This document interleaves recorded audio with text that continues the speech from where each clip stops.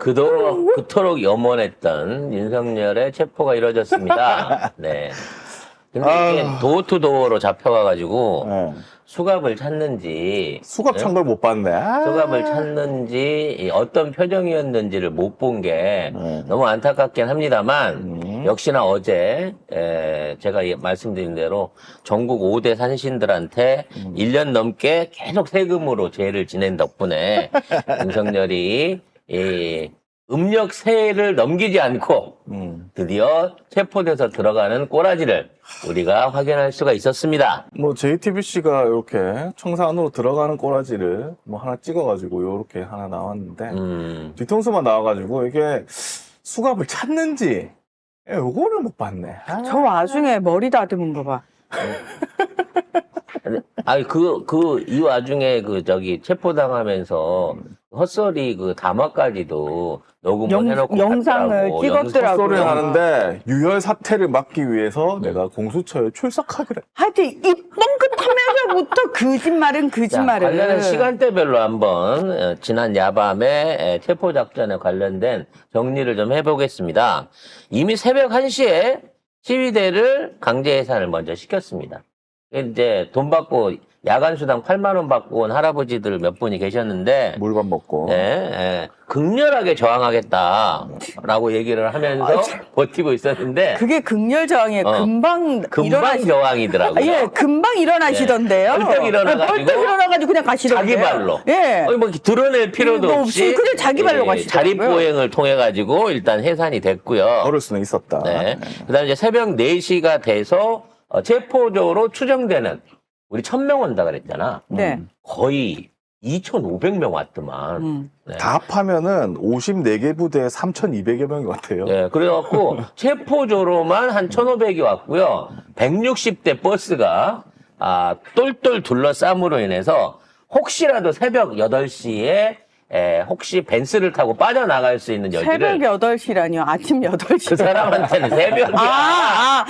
맞아. 저놈의 DNA 아주 그냥. 그러니까 새벽 8시에 조기에 도망갈 퇴로까지 160대 버스로 완전히 꽁꽁 싸버렸다는 거죠. 자, 이런 상황에서 수사관들이 변호사한테 체포영장을 일단 제시를 했고요. 5시에. 네. 그리고 6시 돼서 경찰 호송 차량이 들어갔습니다. 근데 이 과정 중에 극렬 저항, 칼을 들고라도 나를 지켜라 라고 얘기했던 경호처 직원들이 안내했어. 네, 혹시 꼼꼼한데 오인하실까봐 형광조끼를 입고 나 쏘지 마. 나 아니야. 나 여기 경호처 사람 맞는데요. 안내할 거야. 쏘지 마세요. 그리고 저는 안내하기 위해서 왔습니다. 혹시라도 못 알아보실까봐 제가 형광조끼를 입고 왔습니다. 그러고 1, 2차 저항선을 그냥 저항 없이 풀어주고 여기가 관저예요. 요 안에 들었어요. 라고 일차적으로 경호처 요원들이 이걸 다 풀어준 거죠. 왜냐면 이걸 저지하는 순간 연금이고 뭐고 다 날아갑니다. 그러니까 터치를 하면 안 돼. 이 그래서 사람들은. 일단 여기에서 멘붕이 온 거야. 윤석열은. 지금 시민들이 목숨 걸고 입구를 지킨다 그랬거든. 근데 자발적으로. 왜 목숨을 거나? 그러니까 목숨 걸고 심지어 그 안에서 부상자나 이게 자해를 하는 사람이 나올 계획이었나 봐. 진짜요? 누가 계획을 해? 그래서 얘가 그 마지막 입장 발표 때 그 얘기를 해요.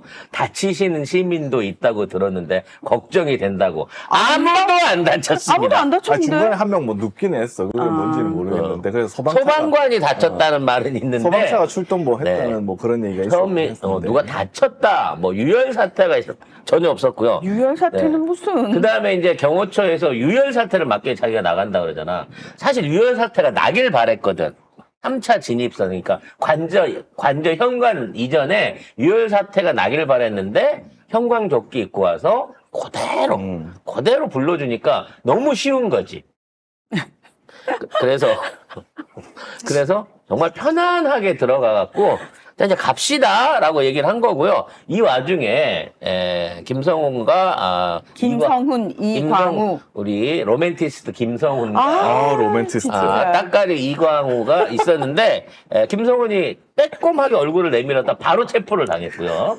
그래서 이광우는 제가 지켜드리겠습니다라고 붙어갖고 안에 있었는데 체포가 됐는지 안 됐는지는 아직까지 확인되지 않고 있습니다. 뭐 아니, 김성훈 제가- 차장도 체포를 안 했다라고 하는데 뭐 경찰은 지금 경호무가 끝나면 체포한다 뭐 이런 얘기도 하고 있습니다. 그러니까 김성훈을 도대체 나는 김건희가 또 무슨 마음이었을까를 정말 밤새도록 생각했어요. 어떻게든 이해해보려고. 이해할 수 없지만 이해해보려고. 그랬더니 나 이해했잖아. 어떻게? 뭘로 이해한 거야? 봐. 찐사람? 이광우하고 김성훈 얼굴을 봐. 이광우는 아니야. 김성훈은 일단 허우대 멀쩡하고 이 오빠 많이 배운 오빠야. 유학도 갔다 온 오빠야. 허우대 멀쩡해. 근데 서울대 나왔어. 서울대 나왔어. 이 오빠 유학도 갔다 왔어. 그런데 이 오빠 허우대도 멀쩡한데 이 오빠 무술도 잘해. 옆에 있는 빵꾸 뿡뿡 끼는 뚱뚱한 아저씨하고 차원이 달라. 근데 거기에 이벤트도 해줘. 여자들의 로망이라고 하는 풍선 이벤트부터 시작해가지고 그거는 폭죽 이벤트. 결혼할 때 하는 거 아닙니까? 근데 결혼을 자 김건희는 무슨 생각이었을까? 김건희는 영화 보디가드에 본인이 휴전이라고 생각했을 거예요. 그건이 네. 일찍 돌아가셨어요. 남편한테 처맞아가지고. 아무튼 나중에 마약에 쩔어가지고 나를 지키는 바디가드와의 이루어질 수 없는 러브. 본인을 정말 100% 거기에 나는 대응했다라고 생각합니다. 맨날 웬다이아 틀어놓고. 네. 진짜요. 진짜요. 그거 그러면 주제가 틀어놓고 그 오빠를 볼 때마다. 오빠랑 나랑 왜 이렇게 만난 거야? 이루어질 수 없는 거야? 막 아무튼- 이러고 있는데, 오빠 좀만 기다려봐. 이 인간이 일단 쳐놓고 나서 보자. 막 이렇게 아니 되는 거지. 잠깐만 김성훈 학사는 명지대 공과대학이에요. 명지대? 왜? 어?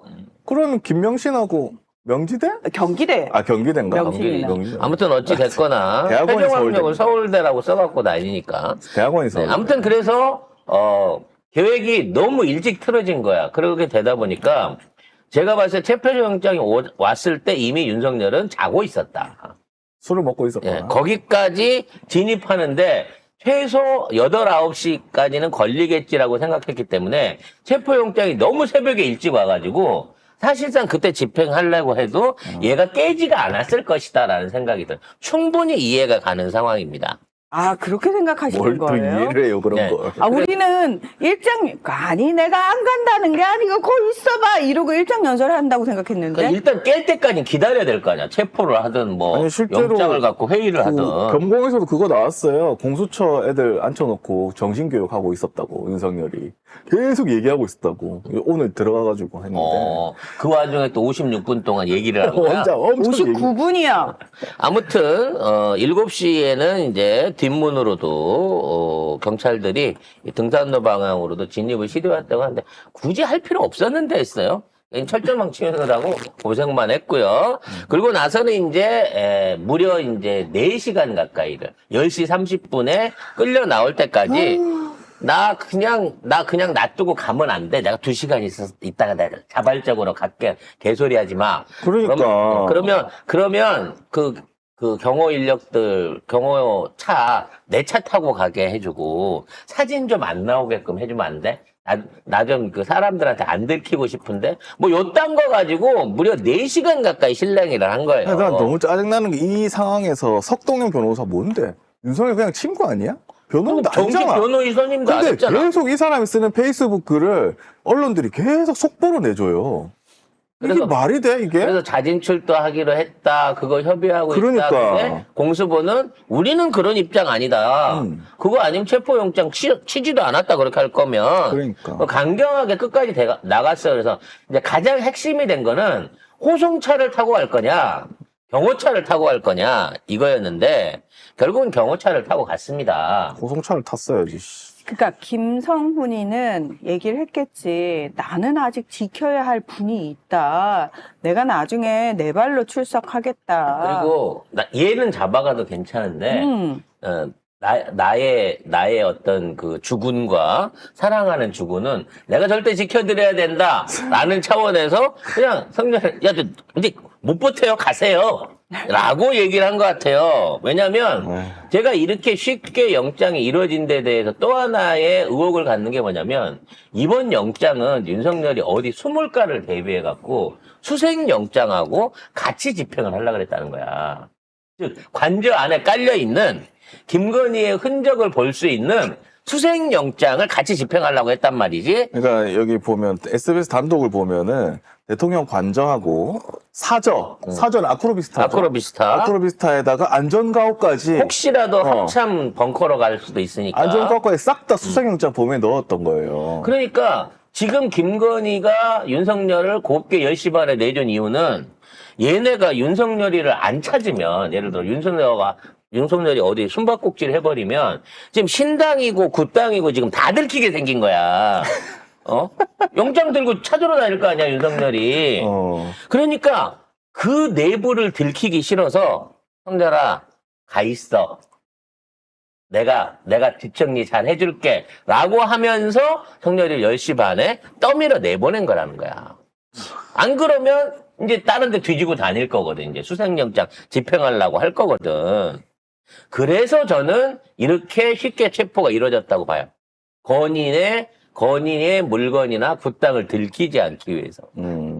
어찌됐거나 10시 30분에 경호 차량을 탔고요. 아이고. 15분 만에 금방 공수처에 도착을 했습니다. 여러 대 차량들이 있는데 딱 한 대만 그 차고 안으로 집어넣고 나머지 차로 막더라고. 집어넣더라고 차를. 차를 그래가지고 집어넣고 보지도 못했어. 그래갖고 가려서 보질 못했어요. 근데 제가 번호를 따놨습니다. 윤석열이 들어온 타고 간 차를. 2355에 그 링컨 컨티넨탈 그 방탄차예요. 시커먼색. 2355에 3688 여기서 내렸어요. 아니 그 여러 대 중에 한 대 탄 거였죠. 너 왜 그 차만 타면 이게 앞에 있는 검정 차들은 페이크고 그 차 안에 모든 경호나 뭐 어떤 그 관련된 장비나 중요 시설들 다 실었을 거예요. 그러니까 이제 얘는 윤석열을 보냈으니까 이제 이 차는 돌아갈 거 아니야. 여러분이 길을 가다가 2355에 3688이 돌아다닌다. 아이, 진짜. 건이 나왔네? 라고 우리가 인식할 수 있다는 거죠. 아니 근데 이제 윤석열 없으니까 그 차는 대통령만 탈 수 있는 차인데. 이게 아직 반쪽이 있잖아. 관저 안에 대통령 반쪽, 아니 반쪽보다 좀 큰 쪽이 있잖아.